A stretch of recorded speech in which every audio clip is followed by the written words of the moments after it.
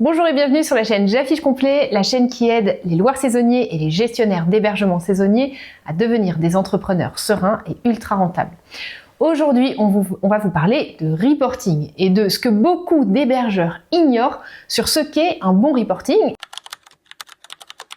Et pour ça, je suis hyper contente d'être avec Claire. Salut Claire. Salut. Claire, elle est responsable data chez J'affiche complet. Donc, dans ton équipe, tu as une équipe de personnes qui font du développement, de la BI et qui sont en charge de la qualité de la donnée. Exactement. La BI, c'est l'outil de Business Intelligence, dans lequel on présente tous les KPI pour l'équipe RM, quoi. Super. Les indicateurs qui vont nous permettre de piloter le revenu management des biens qu'on optimise. Ouais. Trop bien. Alors, peut-être pour commencer, Claire, ce que je vais te poser comme question, c'est qu'est-ce qui est pour toi un bon reporting ? Alors, je dirais la base, c'est peu mais bien.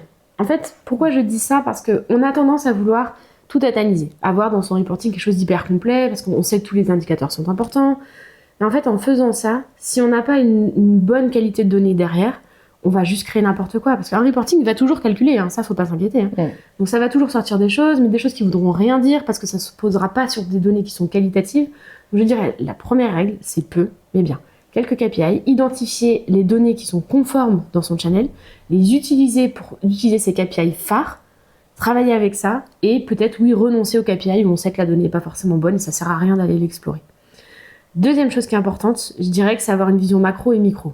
Alors là, on a envie de me dire, Pierre, tu viens de dire peu mais bien, t'es en train de me dire qu'il faut faire beaucoup et pas beaucoup. En fait, le peu mais bien, c'est sur les KPI. Il faut en prendre peu et bien les analyser. Par contre, pourquoi je dis qu'il faut une vision micro et macro ? Parce que si on a une vision que macro, on a des effets de compensation. En fait, on va, par exemple, regarder toute la performance d'une ville et se dire « Ah, super, je suis à 80%, c'est plutôt bien ». En fait, on ne voit pas derrière que j'ai 5 biens à 100%, mais un bien à 20%. Ouais. En réalité, ce bien à 20, il est vraiment en souffrance. Il va falloir aller chercher quelque chose chez lui. Et à l'inverse, si on n'a qu'une vision macro, on peut pas travailler. Qu'une vision micro, pardon, on peut pas travailler. C'est-à-dire qu'on est constamment noyé dans du détail et tout ça. Donc, il faut jongler entre les deux. Un peu de macro, on regarde, puis on va dans le micro pour analyser et travailler. Super, super intéressant, merci beaucoup. Peut-être on peut préciser, pour ceux qui ne connaîtraient pas, qu'est-ce que ça veut dire KPI ? Oui, c'est vrai. KPI, c'est les indicateurs les plus importants pour piloter son revenu management. Ouais. Donc, tu veux un exemple ? Ouais, par exemple. Je dirais que le premier, c'est le chiffre d'affaires. Mais bon, on en reparlera après. Enfin, si j'ai l'occasion, je placerai ce qu'on va me dire.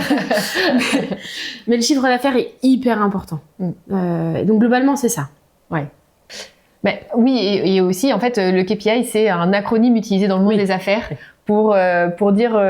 D'ailleurs, c'est qui P indicateur. C'est quoi le P déjà ? Je ne me souviens plus. Performance. Key Performance Indicator. Merci Raphaël qui est derrière la caméra. Et qui nous aide. Merci Raphaël. Donc, Key Performance Indicator, indicateur clé de performance. Ouais. Et c'est vrai qu'on en a beaucoup en revenu management, mais après, des fois, il y a aussi des KPI en finance ou en marketing. Oui, ça s'applique à tous les métiers, en fait. Voilà, ça s'applique à tous les métiers. Et alors, qu'est-ce que tu dirais que sont les indicateurs qui sont très souvent utilisés, mais souvent mal interprétés ? Tu m'offres une transition. Le chiffre d'affaires. Oui.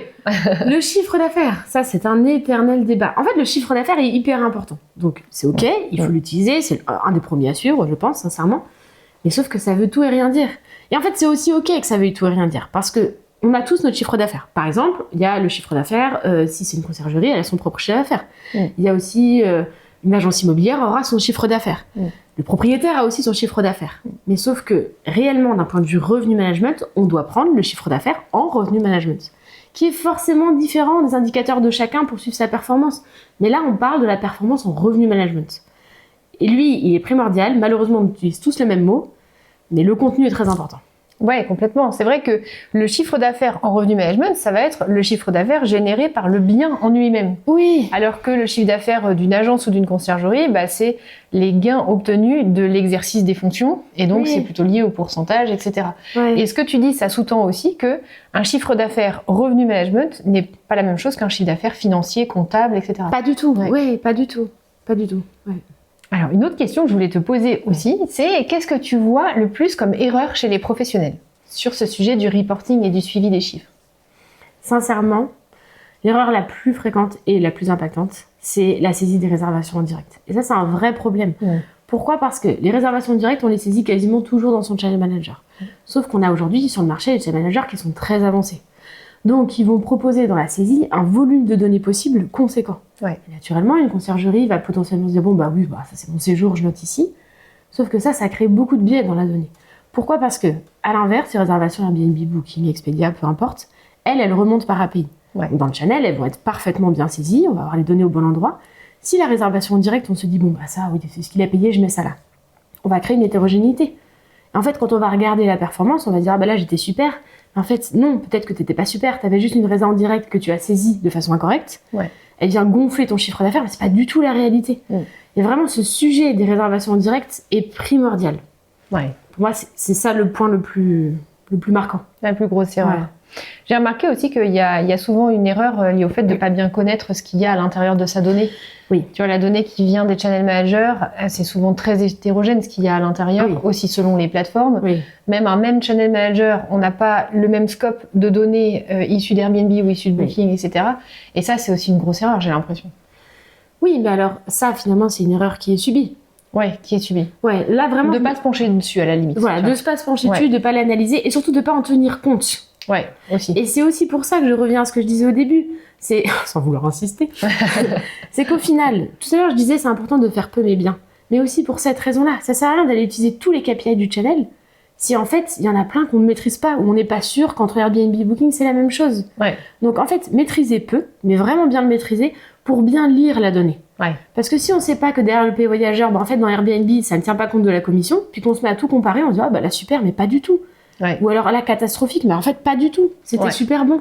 Ouais. Donc il y a les problématiques subies et les problématiques qu'on génère soi-même par un comportement qui est lié à une méconnaissance. Ouais. Commençons déjà par agir là où on a une méconnaissance, en s'instruisant sur son channel pour bien saisir, et après, allons un peu plus loin aussi pour comprendre les rouages en fait entre les connexions avec les différentes plateformes. Super.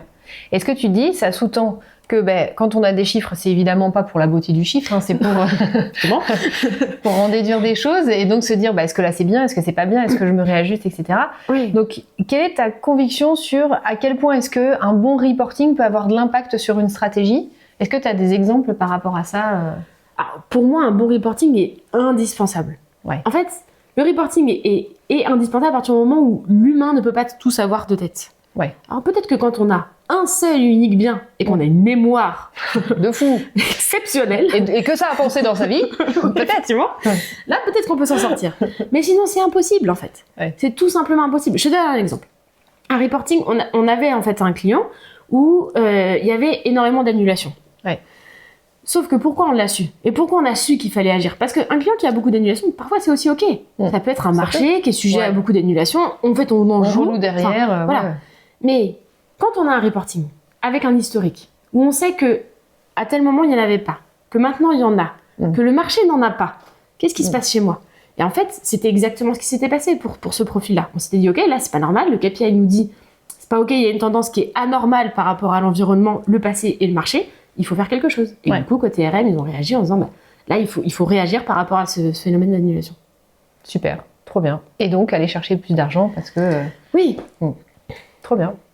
Alors, peut-être pour aider aussi les personnes qui nous écoutent, si tu avais en tête un réflexe data, une chose qu'on peut mettre en place dans son activité, tu vois, les personnes qui nous écoutent se disent « Allez, je mets ça en place cet après-midi, Claire m'a dit ça, que c'était bien. Je le fais. Je le fais, je m'y mets, j'essaie d'améliorer ma data pour prendre des meilleures décisions et mieux maximiser mon chiffre d'affaires. » Qu'est-ce que ce serait ? Garder son historique. Alors en fait... Ah ouais. oui, mais c'est réel. Oui, mais t'as raison. Garder son historique. Le nombre de clients avec qui on commence à travailler, qui ont perdu leur historique, mais catastrophe. C'est du pain béni pourtant. Mais oui, c'est du pain. En fait, comment peut-on faire mieux si on ne sait pas ce qu'on faisait avant ? Oui. Et alors, bien sûr, tout le monde va me dire derrière l'écran, oui, mais moi je sais ce que je faisais. Oui, on sait ce qu'on fait de façon grossière. On se rappelle globalement de l'enveloppe. Mais en fait, ce n'est pas du tout comparable à des KPI qu'on aura sur l'existant. On va comparer des choux et des patates. C'est pas possible. Il faut absolument garder son historique. C'est hyper important en fait. Et tout ce qu'on observe maintenant n'est vrai que si on compare à ce qui se passait avant.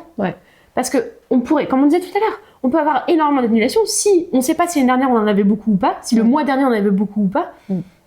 Comment conclure quelque chose ? Peut-être que c'est juste normal. Donc on va aller s'évertuer à travailler sur ces annulations qui sont juste un comportement normal du marché, alors qu'à côté, on se rend même pas compte qu'on a d'autres enjeux en fait sur le prix. Complètement. Et puis surtout, en plus de ce que tu dis, pour abonder dans le sens de ce que tu dis, en fait, un sentiment, c'est souvent un souvenir sur un indicateur qu'on a en tête. Tu vois, j'avais l'impression d'être rempli pas mal. Mais en fait, la réalité, c'est que pour bosser, on a besoin d'avoir des choses qui sont beaucoup plus fines que ça. Oui. Quelle était tes durées de séjour moyennes sur ce mois-ci l'année dernière? Quel a été ton prix moyen? Quel a été ton rêve-part? Combien de voyageurs en moyenne il y avait par séjour? Enfin, toutes ces choses-là, c'est impossible de s'en souvenir à vue de pif comme ça. Oui, et c'est pourtant ce niveau de détail-là dont on a besoin pour travailler correctement. Oui, et tu vois même, par exemple, tu disais, l'année dernière, j'étais bien remplie. Oui, mais en fait, si sur le mois, on avait bloqué 15 jours pour des travaux, c'est pas du tout la même chose. Alors oui, c'est bien rempli, mais c'est pas du tout la même chose que si on avait ouvert à la vente tout le mois. Ouais, complètement. Donc, réellement, on arrive à un niveau où, humainement, c'est pas possible de tout retenir. Ouais. Donc, faut pas reposer sur sa propre mémoire. Ouais, complètement. C'est un mauvais indicateur. C'est très mauvais. Et en plus, c'est un terrain hyper propice après pour paniquer en se disant « Oh, j'avais l'impression que j'étais remplie. » Bah oui, mais on peut pas voir tes délais de réservation parce qu'on n'a plus la data. Donc en fait, si, pareil, tu vois, les délais de réservation, c'est hyper important. Hyper important pour voir, bah voilà, l'année dernière à la même date, comment j'étais. Bah en fait non, pas de panique, Véronique, tout va bien. Oui. Ouais. Donc voilà, ok. Je salue toutes les Véroniques. Je me suis dit la même chose. Vraiment, Véronique, si tu nous écoutes. Ouais. Bonjour. Peut-être pour finir, Claire, est-ce que, je sais pas, il y a des choses qui t'ont interpellée dans notre domaine depuis que tu travailles en data chez J'affiche complet sur tout ça? Ouais, ce qui m'a le plus interpellée, c'est l'hétérogénéité. En fait, pour moi, il y a deux niveaux. Déjà, le premier niveau qui impacte tout le monde, c'est que les données proviennent de plusieurs plateformes de vente. Ouais. Et donc, Airbnb ne renvoie pas les données tarifaires de la même façon que Booking. Ouais. De même pour Expedia. En fait, ça crée une hétérogénéité qui est hyper complexe. Et ce que je trouve hyper challengeant sur notre secteur, c'est qu'il faut une vraie connaissance data pour correctement interpréter tout ça. Ouais. Correctement se dire que oui, mais Airbnb, lui, il me renvoie ça comme ça, donc ça veut dire ça. Et ça, vraiment, c'est quelque chose qui m'a époustouflée. Je me suis dit, mais il y a quand même un gap technique à avoir pour juste lire un chiffre d'affaires. C'est vrai. Et après, ça se reporte aussi à un niveau supplémentaire, c'est le niveau des channels. Aujourd'hui, les channels ont tous une donnée très différente. Ouais. Alors, ça concerne pas forcément quelqu'un qui est sur un seul channel. Et encore, quand on migre de channel, mon Dieu, la vigilance à avoir pour transférer sa donnée de l'ancien channel au nouveau. Parce que alors là, on pourrait réellement casser tout l'historique. Ouais. Donc voilà, cette hétérogénéité m'a vraiment marquée en fait. Ouais. Et c'est vrai que dans ce contexte-là, où les plateformes apportent des données différentes, alors dis-moi si je me trompe ou pas, mais j'ai le sentiment que les collègues channel managers, ils ont globalement pris le parti de ne pas se positionner sur ça. C'est-à-dire, en gros, ils se sont dit, voilà, ça m'est envoyé comme ça, moi je te restitue tel quel. Et c'est vrai que tous les channels ont un peu pris ce parti-là. Oui. Oui. À tort ou à raison, à la limite, voilà. Mais en tout cas, c'est du coup un point de vigilance à avoir en tant qu'utilisateur, de dire qu'en fait, bah du coup après, c'est vraiment à l'utilisateur d'avoir le niveau de connaissance suffisant pour se rendre compte de ça et travailler avec des chiffres qui sont bons. Oui, exactement. Et en fait, je te donne un exemple qui est hyper frappant. Par exemple, si on a une réservation dans un pays étranger vendue en monnaie locale, vraiment, la réservation va remonter en monnaie locale chez tout le monde. Ouais. Si on prend l'exemple d'une personne qui gère aussi bien des biens en France que des biens à l'étranger en monnaie locale, le channel manager va renvoyer des réservations en euros, des réservations en X et Y monnaie et mélanger tout ça. Ouais. Et donc, nous, on a des cas. Et donc, c'est pour ça qu'en fait, ce qui m'avait un peu frappé, c'est que c'est de la responsabilité de l'utilisateur de comprendre, d'analyser sa donnée et de corriger les biais d'hétérogénéité. Ouais. Et ça, pour moi, c'est hyper marquant par rapport au secteur que j'ai pu connaître avant. C'est vrai, intéressant. Super. Eh ben, merci beaucoup pour tout ce que tu nous as partagé et les astuces et la compréhension, la simplification que tu fais de ces sujets qui sont quand même assez techniques, hein, il faut bien l'admettre. Donc merci à toi, merci à vous d'avoir été avec nous aussi pour suivre cette vidéo. N'hésitez pas à liker pour soutenir le travail qu'on fait aussi en produisant ces vidéos pour vous aider et à écrire si vous souhaitez des questions en commentaire, on vous répondra. Et puis il nous reste à vous dire à bientôt pour une prochaine vidéo.